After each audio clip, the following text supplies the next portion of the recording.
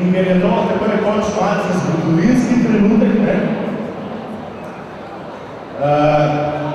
bi najprej povedal, kdo jo bo podelil.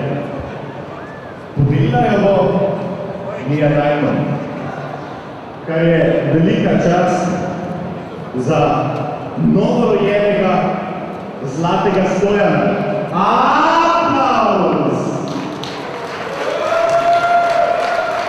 To je naša Mija Dajman, Zlati Stojan je skoraj da večji in težji kot je ona.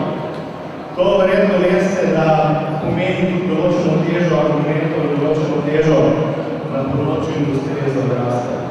In zdaj komu gre ta nekaj? Mi smo odsedali večkrat, več pirčkov kupili in resno razmislili in ugotovili, da je bilo izjemno dosežkov na področju industrije za odrasle v Sloveniji v minulem letu zelo malo.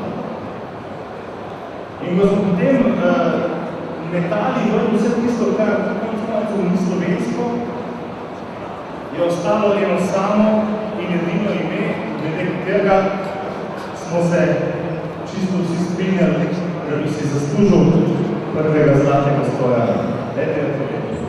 Prvi Zlati Stojan, legendarni. In smo rekli, da bo to Peter Planinšek, producent in lastnik firme Balkan Exotic. Dajmo jim velik aplauz za Perata! Lukša! Evo.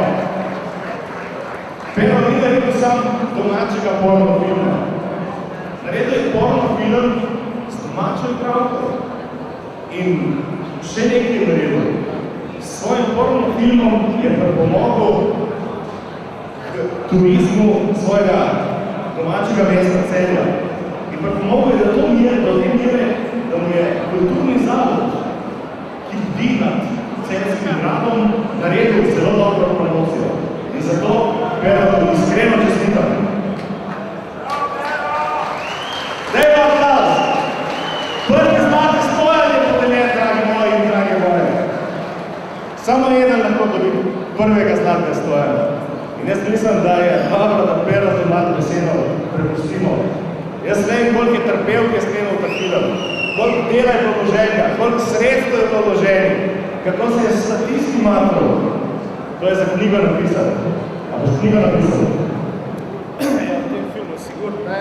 Zahvalil bi se vsekakor vsem, ki so sodelovali v tem filmu, vključno s tabo Max, tabo Joe, pa še kom, ne. Hvala. Kratko in jedrnato kot film.